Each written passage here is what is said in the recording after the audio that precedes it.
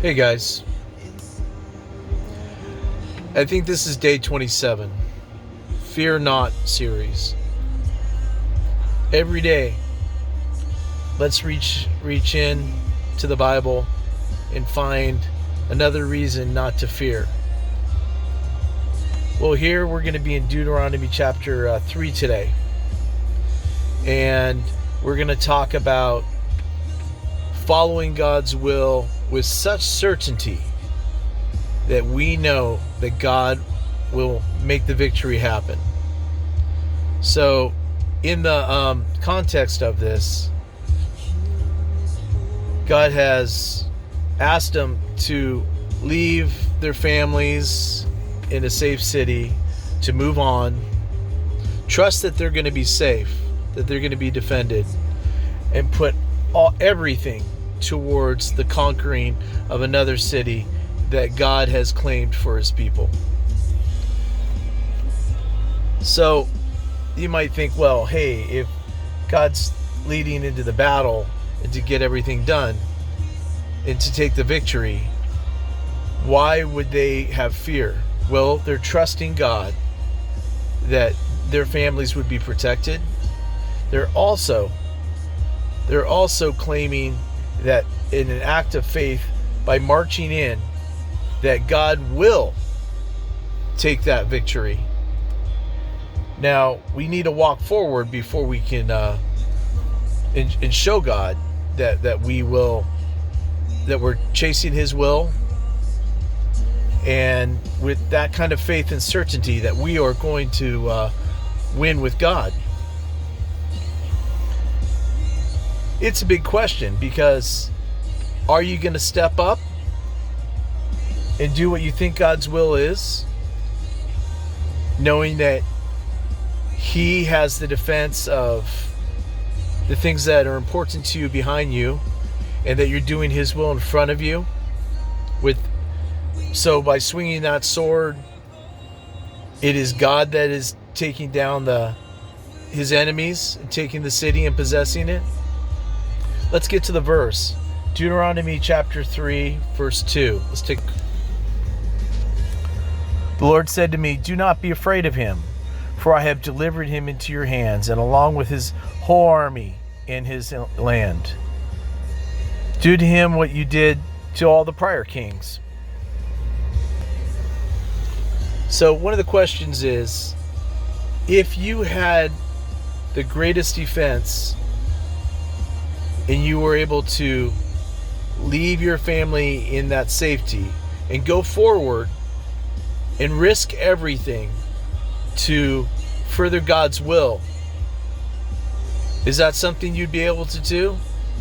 If you think about it, just say, even as a soccer game, let's say that you knew for a fact no one could score on your net because you had the greatest defense. How much faith would that give you to trust what's behind you and go forward, knowing that the defense is going to provide opportunities for you to score? So just thinking about the net and soccer and what has your back, what's providing you opportunities to score, how would you play? How would you play? How would you play if you knew for a fact that your net was secure and that opportunities were given to you? How would you play? You'd play with vigor. You'd play with certainty. You'd play with confidence, showing your faith in your team.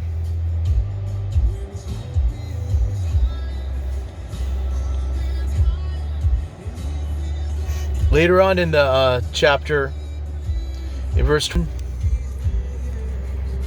it says, "You have seen with your own eyes that the Lord your God has done with these prior kings, the two kings that they took over.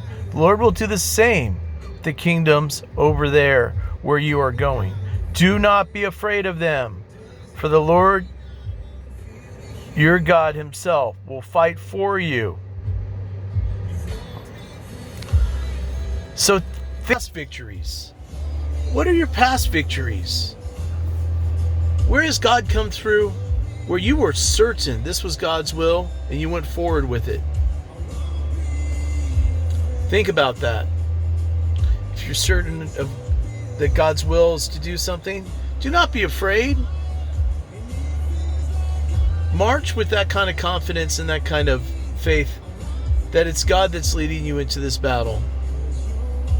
Maybe the battle is something small in your life, small that you would think compared to taking over kingdoms. But if it's God's will that it succeed, have that strength and that faith to know that He is going Himself fight for you.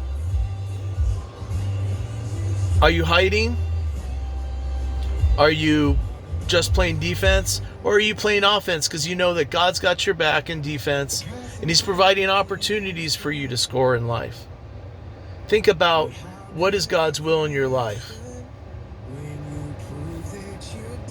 We're going to look at one more verse. And this is kind of hard. Sometimes we ask and ask, God, is this your will? Is this your will? In this case, it wasn't God's will. It was Moses was the right person for the job to go forward into the land. And he had picked a servant to go forward with it in Joshua. So sometimes we need to be there just to encourage people to follow God's will and complete the task. So I'm going to take a look here. Looks like it's verse 24 of Deuteronomy 3. Lord, you have begun to show your servant your greatness, your strong hand. For what God is there in heaven or earth that can do mighty things, mighty works that you do? And there isn't, is there? There is no other God. There's nothing that could do the deeds and mighty works that God does in your life. So maybe there's a task that you thought was God's will for you to do, but you needed some help. And here Moses is told to reach out and prepare the next leader for this next task. And that God would fight for him. And all he has to do is march. Leave the things vulnerable behind, knowing that God will defend them and that God will be there for opportunities for victory. So let's ask, have you seen God work? Is there any other that can? No, there isn't. No, there isn't. And so you need to proclaim that so that other people can be encouraged to go to victory. All right, went a little long, but I got a little excited about Deuteronomy 3 today. So fear not, do not be afraid. God will secure the victory if it's His will. If it's not His will, you shouldn't be winning something that's not God's anyways. Right? See you tomorrow.